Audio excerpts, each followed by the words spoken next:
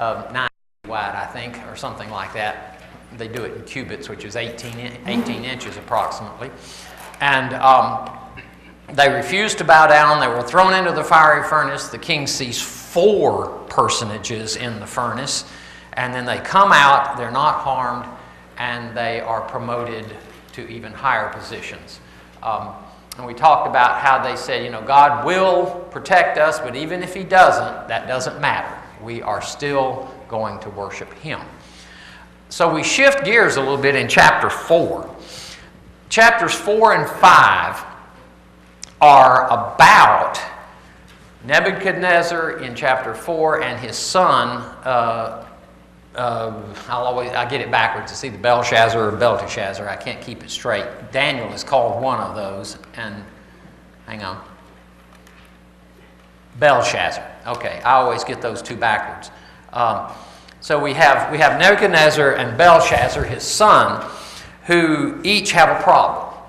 And these 2 chapters deal with that problem, and the 2 resolutions of those problems are different. They're not the same resolution, but they're the same problem. And what I'm going to do is I'm going to read both chapters without much comment, hopefully, although you know how I am. And then we will discuss the problem that they had and how that applies to us. Let's see, does this work better with glasses or without glasses? If I get back, I have to get back that far to read it. I better get closer. I'll just hold it up. Chapter 4, Daniel. This is titled Nebuchadnezzar's Dream of a Tree.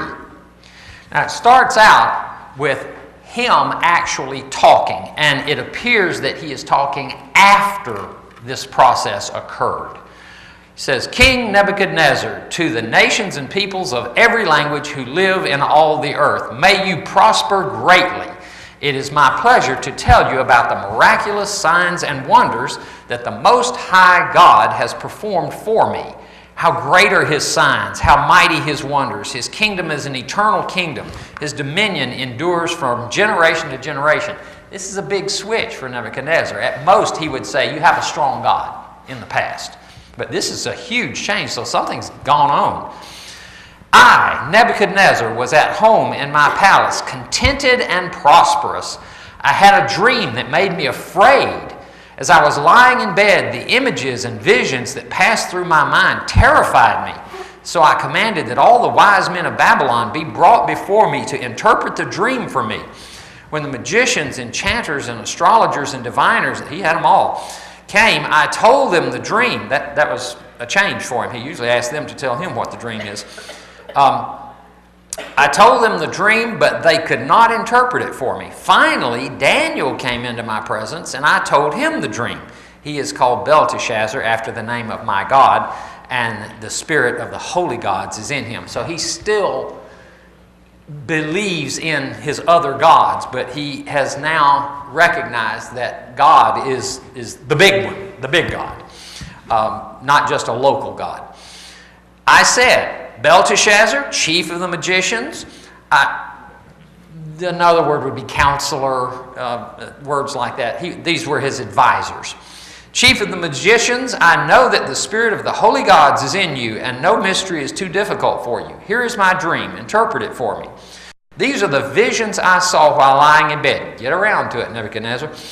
I looked, and there before me stood a tree in the middle of the land. Its height was enormous. The tree grew large and strong, and its top touched the sky. It was visible to the ends of the earth.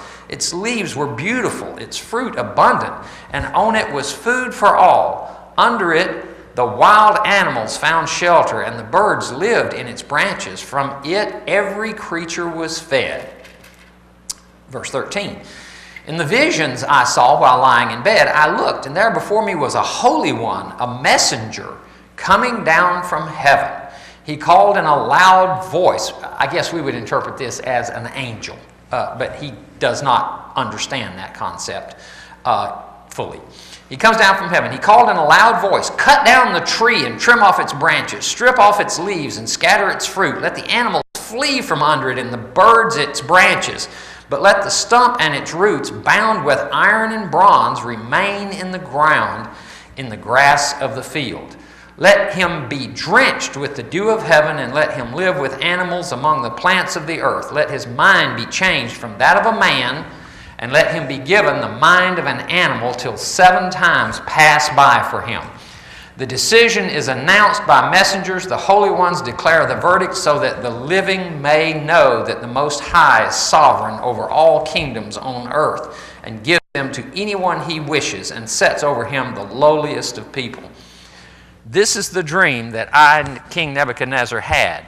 Now, Belteshazzar, tell me what it means, for none of the wise men in my kingdom can interpret it for me, but you can, because the Spirit of the holy gods is in you. Verse 19, then Daniel, also called Belteshazzar, was greatly perplexed for a time, and his thoughts terrified him. So the king said, Belteshazzar, do not let the dream or its meaning alarm you.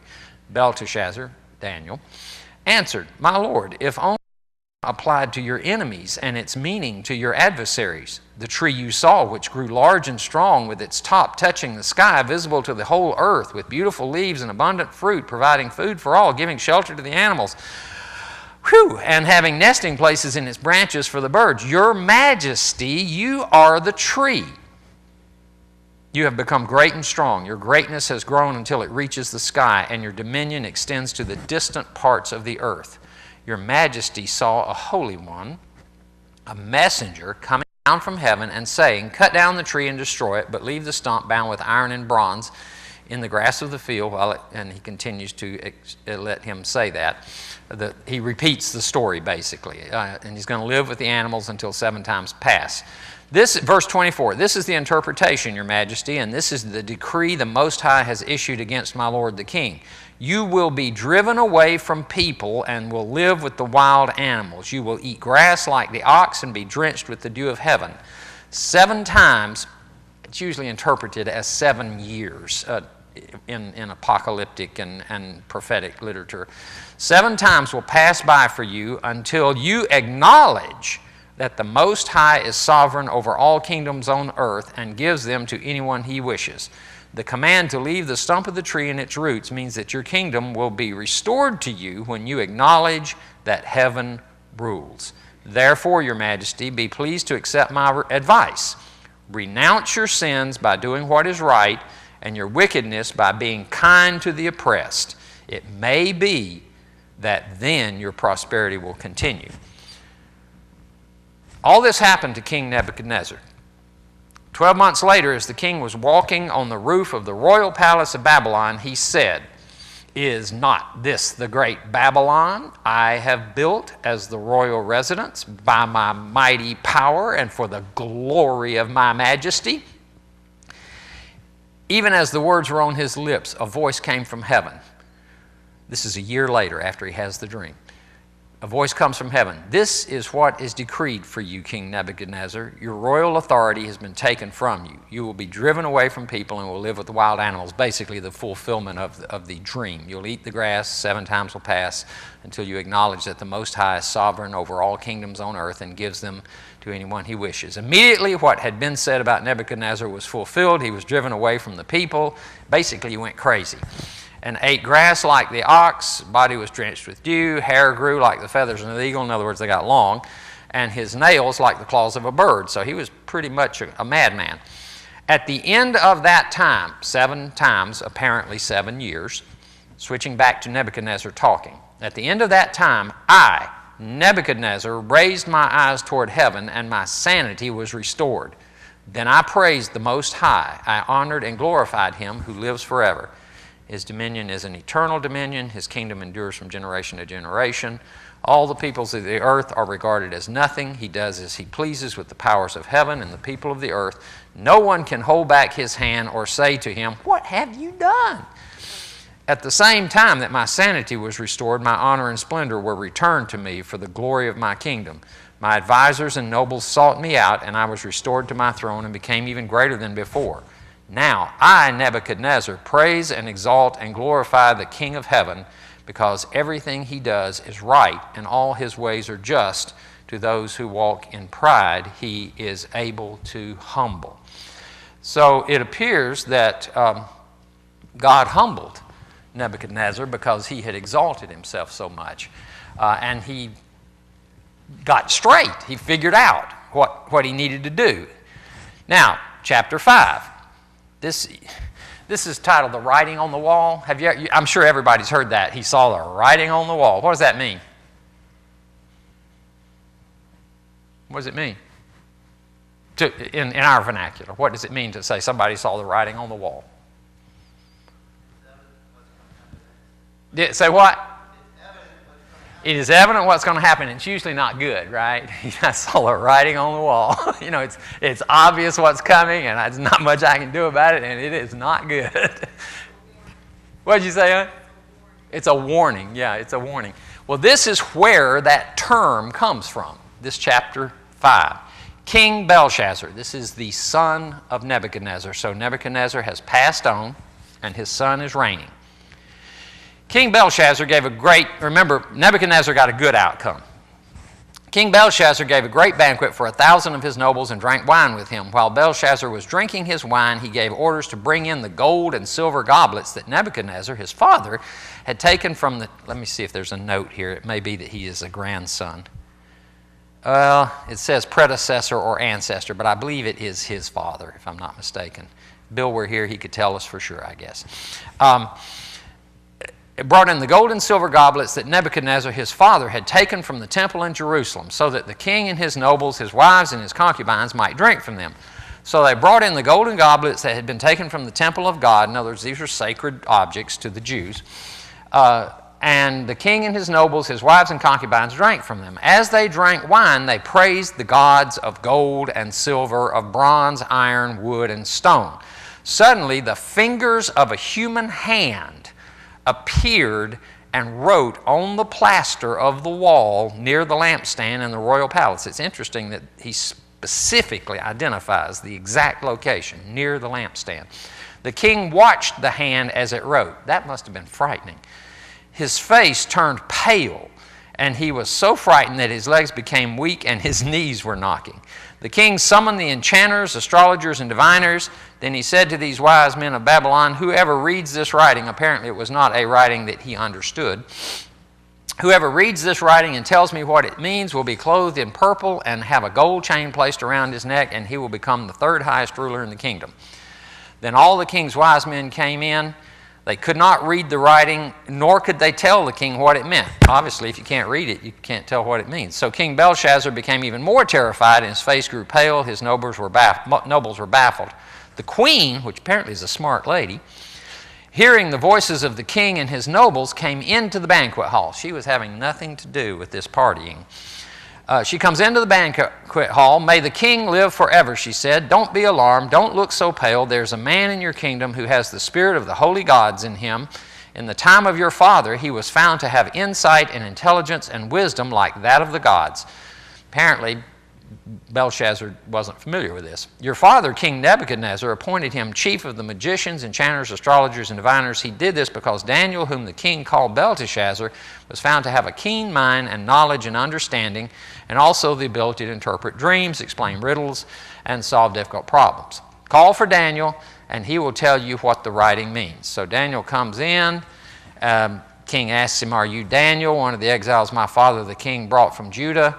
I've heard that the Spirit of God's is in you, and you can do all kinds of cool stuff. Wise men and enchanters couldn't do it. Down verse 16, now I've heard that you're able to give interpretations to solve difficult problems. If you can read this writing and tell me what it means, you'll be clothed in purple and have a gold chain placed around your neck, and you'll be made the third highest ruler in the kingdom. He was already kind of there, I guess, unless he had been deposed, which is possible since the new king didn't know him. Then Daniel answered the king, you may keep your gifts for yourself and give your rewards to someone else. Nevertheless, I will read the writing for the king and tell him what it means. Your majesty, the Most High God gave your father Nebuchadnezzar sovereignty and greatness and glory and splendor. Because of the high position he gave him, all the nations and peoples of every language dreaded and feared him. Those the king wanted to put to death, he put to death. Those he wanted to spare, he spared. Those he wanted to promote, he promoted. And those he wanted to humble, he humbled.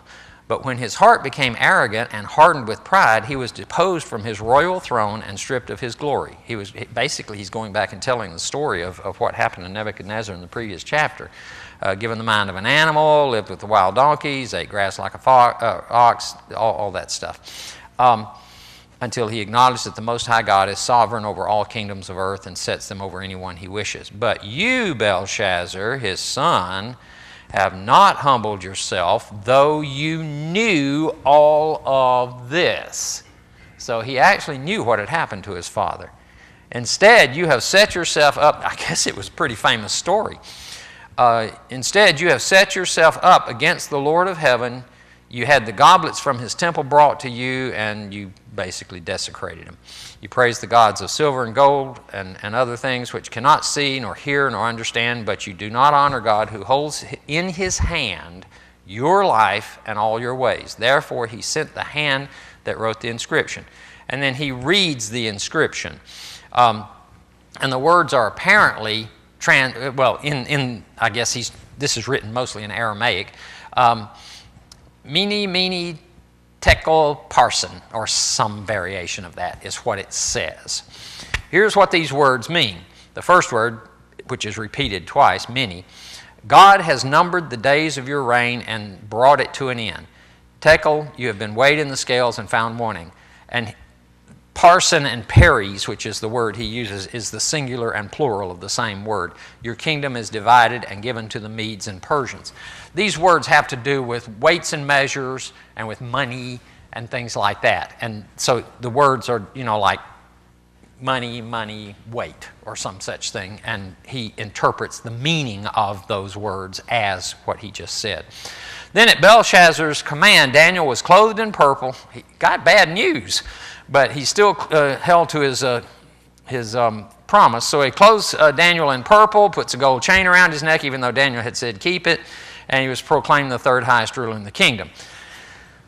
But that very night, Belshazzar, king of the Babylonians, was slain, and Darius the Mede took over the kingdom at the age of 62. So his outcome was different than his father's. I suppose that God knew that he was not going to repent and continued. So what is the subject of these two chapters? What is the basic tenet of the two chapters? What are we talking about here?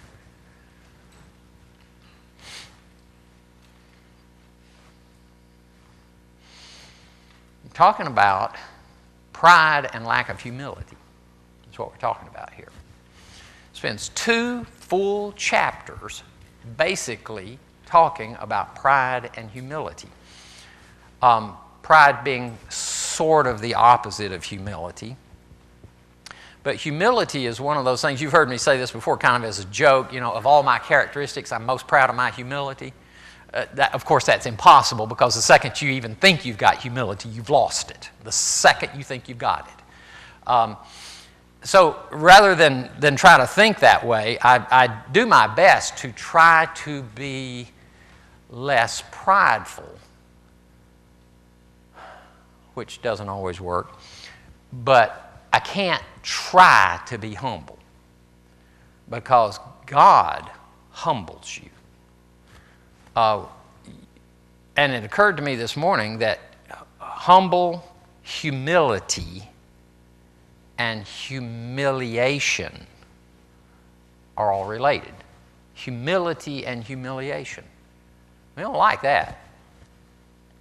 The prouder a person is, the harder they get slapped down and humiliated at some point. So, although I can't actively try to be humble, God has to do that to me. One of the best things I can do is try to be less prideful, so that when I do get humbled or humiliated, that the fall is not so great. And you've heard of the proverb, pride goes before a fall. That is actually in Proverbs. It's Proverbs 16:18, but the full one says, pride goes before destruction, a haughty spirit before a fall. And so through the years we've shortened that and just called it Pride Goes Before a Fall. Lack of humility and pridefulness are some of the... God hates some things more than other things.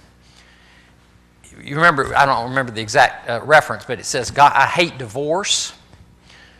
He seems to be especially bothered by people who oppress the innocent and the poor and the weak. And pride and lack of humility are also very high on his list of things he does not like. There are many things that are wrong, but these things are pulled out as especially irritating to God.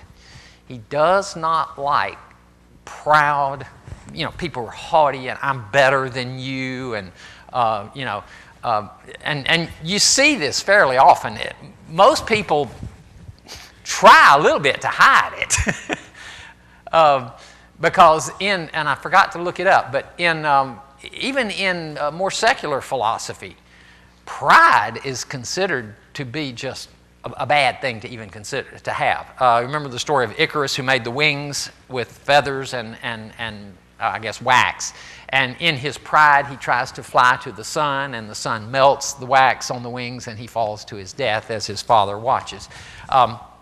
There are other mythological stories that are told about people who were prideful and didn't have, or had, hubris. That's a word that escapes me a bit. I'm not sure if you're supposed to have hubris or you're supposed to avoid hubris. I can never keep that straight. But that is related to pride. So I thought I would look at some of the scriptures in these last few minutes that relate to this sort of thing, and they're kind of in book order, I guess, more or less. Psalm 101:5 says, "Whoever slanders their neighbor in secret, I will put to silence. Whoever has haughty eyes and a proud heart, I will not tolerate." In fact, there's one that I don't think I put in here. Remember the one, I think it's in one of the latter prophets. It says, I don't want your sacrifices. They're just obnoxious to me. What I really, really want is a humble and contrite heart, I believe is the correct word. Maybe it's not humble. It's something else in a contrite heart. Johnny, do anyone happen to remember what that actually says? It's something and a contrite heart. But it has to do with the idea of a humble person, a person who is wanting to do the right thing and not be proud over it. So he doesn't like a proud heart or haughty eyes. Proverbs 3:34, speaking of God, he mocks proud mockers, but shows favor to the humble and the oppressed. In fact, this one that I said about pride going before a fall, both James and Peter literally quote this. James 4:6. Maybe I'll do Peter later. It says, he gives us more grace. That is why Scripture says God opposes the proud but shows favor to the humble. And just a little bit later in that same chapter, he says, humble yourselves before the Lord and he will lift you up. 1 Peter 5, he says, clothe yourselves with humility toward one another because God opposes the proud but shows favor to the humble. That's that quotation of Proverbs 16:18 again. I'm sorry, not 16:18, 3:34, where he mocks the proud mockers and shows favor to the humble and oppressed. Luke 1:52 appears to be a reference to the stories in Daniel, or it could be. It could just be a general statement. He says, he has brought down rulers from their thrones, but has lifted up the humble. It certainly applies to what we just read. For all those, Luke 14:11, for all those who exalt themselves will be humbled, and those who humble themselves will be exalted. Luke 18:14. I tell you that this man, this is the story of the Pharisee who's praying with himself and the tax collector who is praying nearby, and they're close enough to hear each other and see each other. And Jesus says, referring to the tax collector. He says, I tell you that this man, rather than the other, that is the tax collector rather than the Pharisee, went home justified before God. For all those who exalt themselves will be humbled, and those who humble themselves will be exalted. Remember the Pharisee standing there praying with himself? Oh God, I am so valuable to you. I tithe absolutely everything that I have. I fast twice a week. I'm so good. I'm not like that guy over there. And God said, you got your reward. And the other man is sitting there going, be merciful to me, God. I am a sinner. And Jesus says, he got forgiveness. Pharisee got nothing other than what he just said. Humility, humbleness, lack of pride. Romans 12:3 says, for by the grace given me, I say to every one of you, do not think of yourself. This doesn't actually use the word. Do not think of yourself more highly than you ought, but rather think of yourself with sober judgment in accordance with the faith God has distributed to each of you. So basically, don't have an inflated view of yourself. Now, it's also possible to have an unhealthy, deflated view of yourself. This is called lack of self-esteem. Some people suffer from that equally badly. It's particularly prevalent among women. And I don't know why that is exactly. Maybe it's due to social pressures or something, but lack of self-esteem is an equally big problem. And he's saying, bring it into balance. Think of yourself in a sober and reasonable way.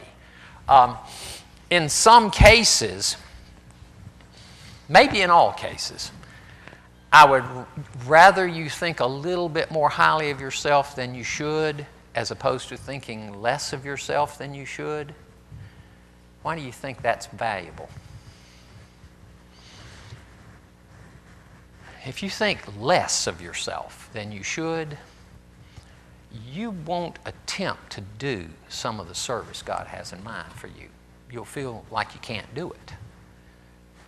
I would rather you err a little on the side of a little too much self-esteem, so that you are more willing to take the chance and go out and do something that's beyond your comfort zone. If you have very low self-esteem, you don't do anything. You don't take action. You expect to fail, so you don't do anything. You feel like a failure, and you experience depression and lack of all kinds of things from that. So even though it's desirable to be in a perfect balance, I would rather you err a little bit on the side of too much self-esteem than not quite enough, and certainly not a whole lot less self-esteem, because that can paralyze your life. But at the same time, there's a limit as to how much we should think of ourselves. We have a joke in our family, and it comes out of a movie. And it was a dumb karate movie or something. And at the end of the movie, this karate master runs across water and gets on a boat. He runs so fast he doesn't sink. You've probably seen the motorcycles that can go so fast in the water they actually can skim across the top of the water, because it keeps it out of as it sinks, it keeps itself up. And he runs across water so fast that he doesn't sink. And he gets up in the front of the boat and he's standing on the bow of the boat like this. And the guy's in the back of the boat. He goes, man, you're good. He goes, no, I am better than that. Well, that's kind of a joke in our family now. So when somebody says, man, that was good, no, I am better than that. And it's a joke, but it's designed to help a person have some self-esteem about themselves. And so if anyone ever says to you, hey, that was pretty good, don't do it at work, okay? It's probably not a good place. But in family, where people know what you mean, when somebody says, hey, that was good, you go, no, I'm better than that. And just, laugh and make sure that they're in on the joke, because if they're not in on the joke, it'll be misinterpreted. But that can actually help you a little bit. As a joke, it can help you. We need self-esteem, but we don't need to be overcome with self-esteem, because it becomes conceit after a while. Have you ever noticed that nearly everything has a balance point? You can even be, in fact, I believe there's a scripture to this. It's in the Proverbs or the Song of Solomon or something. And you have to be careful how you interpret it. It says, do not be overly righteous. And that's not what it means exactly, but it means, don't be disgusting on either side of anything. You can push people away by being too religious acting. If you walk around with your hands like this all the time and people look at you like you're crazy, you're not helping anything here. I'm so pious, and you don't even have to say it. I'm just so pious, and I just am so oppressed. And people don't like that. But at the same time, you don't want to be disgusting either. You don't want to be too conceited, but you want to have a reasonable estimate of yourself. You don't want to be too low on self-esteem. You want to have a reasonable estimate of yourself. You want to tell people the truth, but you don't need to be harsh about it. Well, I'm just telling you the truth in love. No, you're not. You're being mean, is what you're doing. There's a balance there. Some things you just don't talk about it. Or if you do, you say it in a very gentle way. There's a balance of telling the truth. There are many, many examples of that sort of thing that we could come up with. Almost all righteousness is based on a balance between doing the right thing and doing it so much till you get to the point to where you are doing something wrong. It's possible. Like I said, telling the truth in love can, if you overcome yourself with that, it becomes harsh and cruel. That's not doing it right. That's too much. And you can also go the other way, So everything's a balance that we need to watch for. So let us view ourselves in a sober way. Ephesians 4:2 is the last one, and he says, be completely humble and gentle, be patient, bearing with one another in love. And this is the chapter where he spends, starting in that chapter, he spends the entire rest of the book telling you how to live your life in practical terms. If you read Ephesians 4 through 6, that is some of the best advice on how to live your life that you'll ever read. He tells you everything you should do with your life as far as how you should be. And he begins it with, be completely humble and gentle. Be patient, bearing with one another in love. That's another one. Patience is hard to come by. It's almost as hard to come by as humility. And in fact, as you know, praying for patience is dangerous because you will be put into positions to be patient. And that's not fun, okay? So I don't pray for God to humble me, and I don't pray for God to give me patience because that's going to cause trouble. So what I do is I pray for less pride, and I pray that I will not articulate my impatience with people. Hopefully that will move me in the right direction without causing me too much pain. In fact, if I can prevent myself from showing pride, even though I may still be prideful, and articulating and showing impatience, even though I'm still impatient, you can do that, and God will take care of the rest of it.